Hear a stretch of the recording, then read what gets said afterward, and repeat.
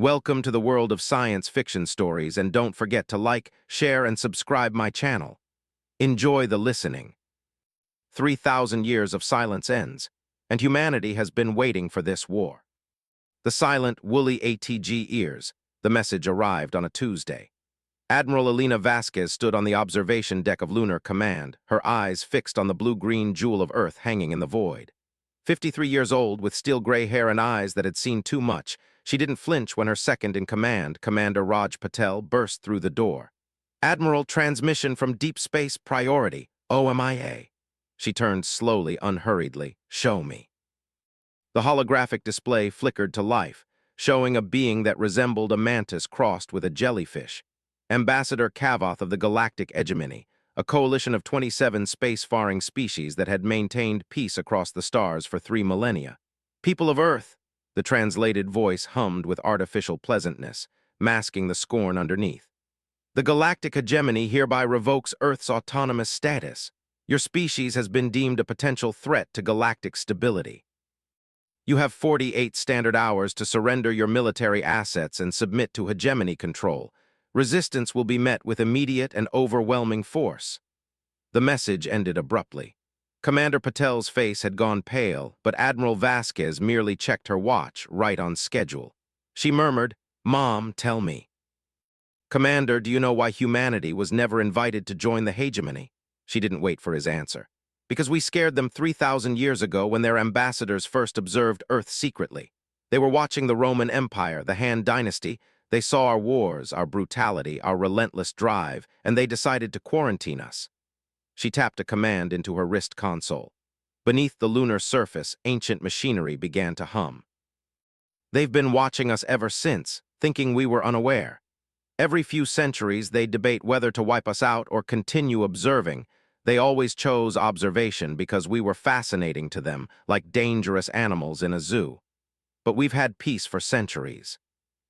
Plea protested, "The United Earth government is precisely what frightened them." Vasquez finished. "Humanity united, expanding to Mars, Europa, Titan, developing faster-than-light theories. That's why they're moving now. They think we're still primitive enough to crush easily, but developing too quickly to ignore." She smiled, and it wasn't a pleasant expression. "What they don't know is that we've been aware of them for over 200 years. We've been intercepting their communications, studying their technology, preparing. Throughout Earth's solar system, hidden facilities were coming online. On Mars, what appeared to be simple mining operations revealed themselves as massive shipyards. On Titan, research labs dedicated to antimatter weaponry. In the asteroid belt, stealth platforms designed to jam and counter hegemony technology activated one by one. "Admiral," a voice came through her comms, "Project Ghost Maker is ready." "Good," she replied, "and the Lazarus Protocol is awakening now, ma'am." In a facility buried deep beneath the Pacific Ocean, 500 pod-like chambers hissed open simultaneously.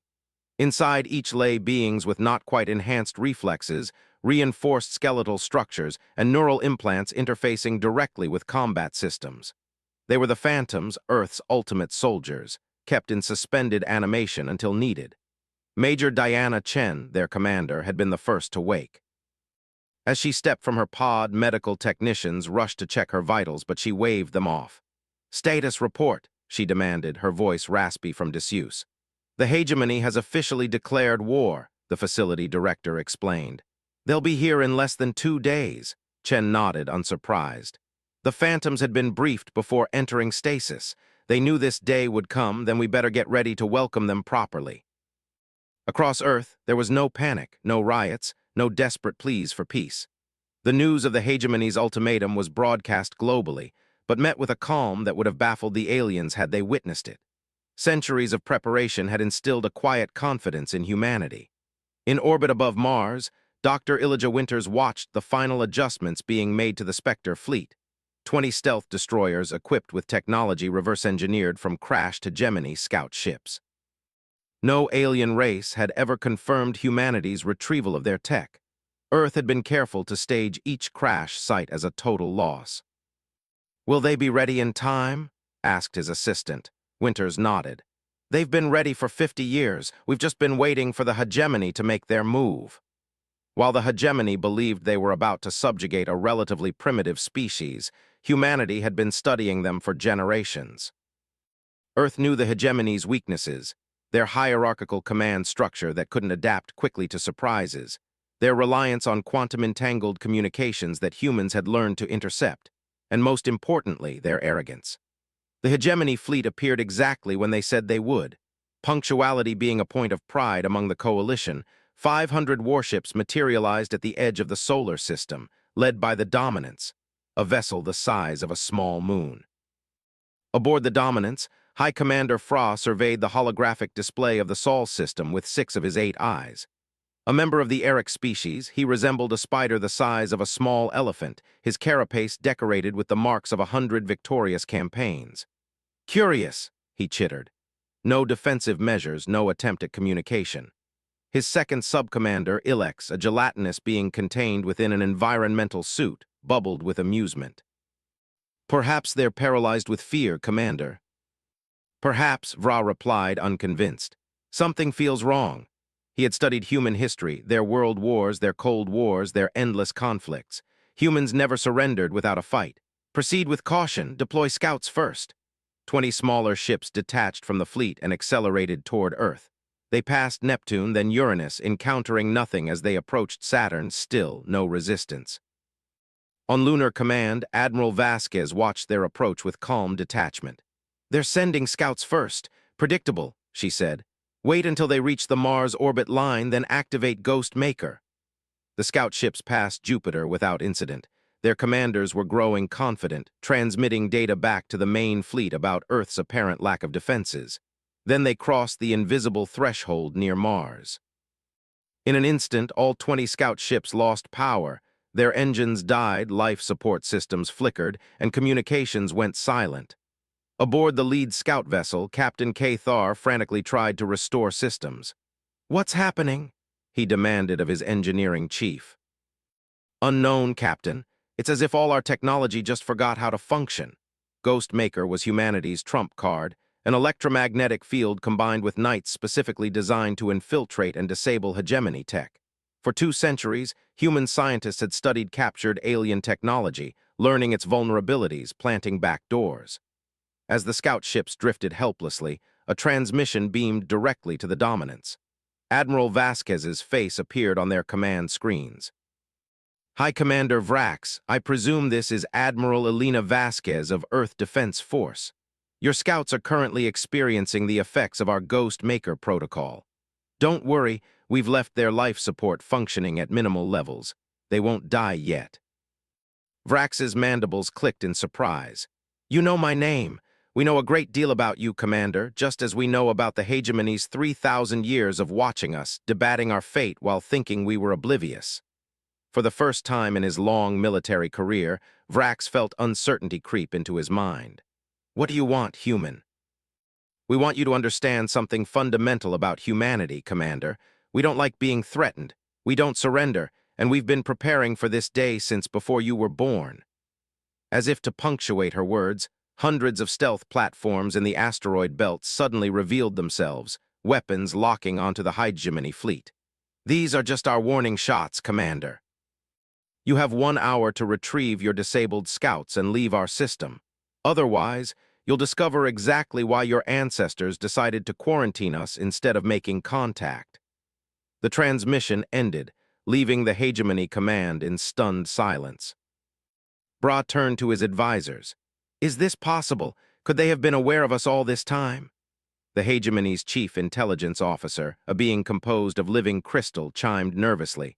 "Our observations were always conducted with the utmost stealth, but there were incidents, crashed observation vessels we assumed total losses. And if they recovered those vessels, studied our technology." "Vrax," he pressed, "this could be problematic." Vrax faced a decision that would shape galactic history. The logical choice was retreat, gather more information, reassess humanity's capabilities. But retreat meant humiliation, and the hegemony had not maintained peace for 3 millennia by showing weakness. "Prepare the world breaker," he commanded. "We will show these humans the true meaning of overwhelming force." On Lunar Command, Admiral Vasquez watched as the hegemony fleet reorganized. "They're not retreating. Commander Patel observed. Of course not, Vasquez replied. That would require admitting they underestimated us. Pride is universal, it seems. She opened a secure channel. Major Chen, they're going to escalate. Phantom teams are cleared to deploy deep below the Pacific. Diana Chen smiled as she finished checking her exo armor, a sleek black suit that enhanced her already augmented capabilities. Around her, 500 phantoms prepared for battle. Remember your training, she told them. We've been preparing for this our entire lives. Today we show the galaxy that humanity will not be conquered. The first real battle for Earth's future was about to begin. The awe-inning, the World Breaker, emerged from the heart of the Hegemony fleet, a massive sphere bristling with weapons, each capable of shattering a small moon. It was the Hegemony's ultimate deterrent, deployed only twice in 3,000 years, each time ending a war before it truly began. Target Earth's moon, High Commander Vra ordered. A demonstration of our power will break their resolve. The massive weapon charged, gathering energy from the fabric of space itself. Aboard Lunar Command, alarms blared as sensors detected the energy buildup. They're targeting us, Commander Pole reported, his voice tight. Admiral Vasquez remained calm. Activate mirror shield beneath the lunar surface. Technology that had been hidden for generations came to life. A shimmering, almost invisible field enveloped the moon just as the World Breaker fired a lance of pure energy that could have reduced Luna to rubble. Instead, the beam struck the shield and reflected, splitting into hundreds of smaller beams that shot outward in all directions. Several glanced off the Hegemony fleet, disabling a dozen ships instantly. On the Dominance, Vra staggered as his flagship shook impossibly. The World Breaker has never failed. It didn't fail, Commander, his science officer explained, voice trembling. They reflected our own weapon back at us for the first time. Real fear gripped the Hegemony command. This wasn't supposed to happen. Humans were supposed to be primitive, easily cowed by a show of superior technology. Admiral Vasquez opened a channel to the Hegemony fleet. That was your second warning, Commander Vrax. There won't be a third. The next time you fire, we won't just reflect it, we'll redirect it at your command ship. But Vra had come too far to back down. Now all ships engage full assault pattern. The Hegemony fleet surged forward, thousands of smaller craft launching from the larger vessels, a swarm of destruction heading toward Earth. Major Diana Chen and her phantoms were ready. Their ships, small, nimble craft designed specifically to counter Hegemony fighter technology, launched from hidden bases across the solar system. Phantom Squad, engage, Chen commanded, her craft accelerating to meet the alien swarm. What followed was unlike any battle the galaxy had ever witnessed. The Phantoms moved with impossible precision, as if they could predict the enemy's maneuvers before they happened. In truth, they could. Their neural implants processed battlefield data faster than any organic brain, calculating probabilities and adjusting tactics in milliseconds. For every Phantom craft destroyed, 30 Hegemony fighters fell.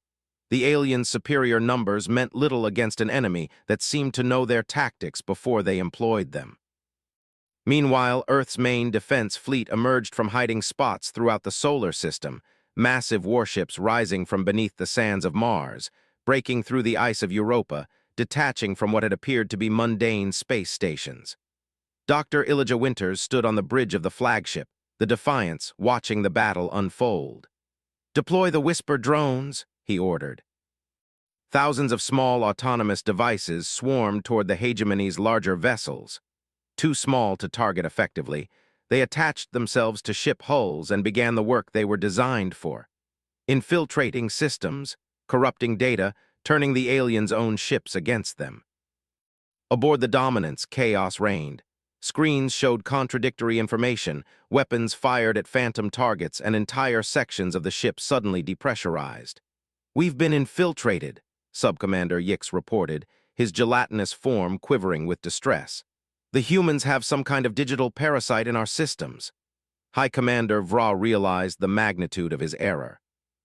The Hegemony had spent 3 millennia building a peace based on overwhelming military superiority and the certainty that no emerging species could challenge them.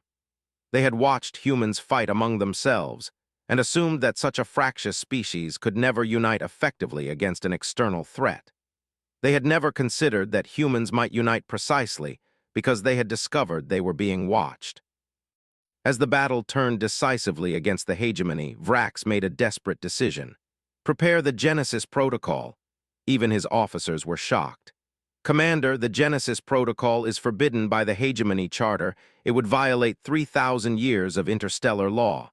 They have given us no choice. Vrax insisted. The Genesis Protocol was the hegemony's darkest secret, a weapon designed to rewrite the genetic structure of an entire species, rendering them docile and compliant. It had never been used, its very existence known only to the highest echelons of hegemony leadership. On Earth, in a secured facility beneath the Mariana Trench, a scientist named Dr. Sophia Novk detected the unique energy signature of the Genesis Protocol preparation. "Admiral," she said as she contacted Vasquez urgently, "they're preparing a bioweapon, something targeting human DNA specifically." Vasquez's expression hardened. "Then it's time. Activate Prometheus." Throughout human history, there had always been those who pushed the boundaries of what was possible or permissible in the shadows of official research. These scientists had studied the fundamental nature of consciousness itself. Project Prometheus was their legacy, technology that blurred the line between mind and machine, between individual and collective. Dr. Novik placed her hand on a scanner, confirming her genetic identity. A massive quantum computer hummed to life, connecting with similar systems hidden across Earth and its colonies, initiating Prometheus. She announced, "May our descendants forgive us." In that moment, every human neural implant, devices that most of the population had for communication, education, and entertainment, linked together, not to control but to connect. Billions of human minds became aware of each other in a way never before possible, sharing information, processing the battle collectively while maintaining individual autonomy. This was humanity's final secret, not a weapon but an evolution. Major Chen felt it first, her enhanced implants serving as a conduit. Suddenly, she wasn't just commanding her squad. She was connected to every soldier, every civilian, every human mind engaged in Earth's defense. Information flowed freely, strategies formed not from one brilliant tactician, but from the collective intelligence of humanity. The hegemony launched the Genesis Protocol, a wave of energy designed to rewrite human DNA, but it encountered something unexpected. The human collective consciousness had anticipated this move, modeling it from fragmented hegemony data gathered over centuries. In response, human scientists had developed a countermeasure, nanites in the bloodstream of every human that could rapidly adapt to external genetic manipulation. The Genesis Protocol washed over Earth harmlessly. On the Dominance, Vra received the impossible news. It failed. How could it fail? He wondered aloud before anyone could respond. Every screen on the bridge activated simultaneously, showing the same human face, not Admiral Vasquez, but a composite of thousands of human faces, masculine and feminine, of all ages and ethnicities, speaking with one voice. "High Commander Vrax, we are humanity, not just our military, not just our leaders, but all of us. We have evolved beyond what you believed us to be. The Prometheus Protocol has awakened our collective potential while preserving our individual nature." The voice was calm, neither threatening nor boastful. "For 3,000 years you watched us, judged us, decided our fate without our consent. You saw our conflicts and fought them, a weakness you never understood. Our struggles against each other honed our ability to survive against all odds." Across the battlefield, the remaining hegemony ships found themselves surrounded, outmaneuvered by an enemy that seemed to anticipate their every move. "We do not wish to destroy you," the collective voice continued. "That is the difference between us. You came here ready to commit genocide. We prepared only to defend ourselves." Vrax knew he was defeated. His fleet was in ruins, his ultimate weapons neutralized. "What do you want?" he asked, his mandibles clicking in resignation. "Recognition. Humanity will take its place among the galactic community, not as subjects but as equals. The era of the hegemony's unquestioned dominance is over. A new age of true cooperation begins today." The battle ended not with Earth's destruction, but with the surrender of the once mighty hegemony fleet. As the captive aliens were processed, many expressed the same surprise, not at their defeat, but at how humanity treated them. There was no revenge, No cruelty, just firm efficiency and basic dignity. 3 months later, Admiral Vasquez and Dr. Winters stood in the newly constructed diplomatic center in Geneva, preparing to welcome representatives from 200 alien civilizations, some from the former hegemony, others who had existed on its margins.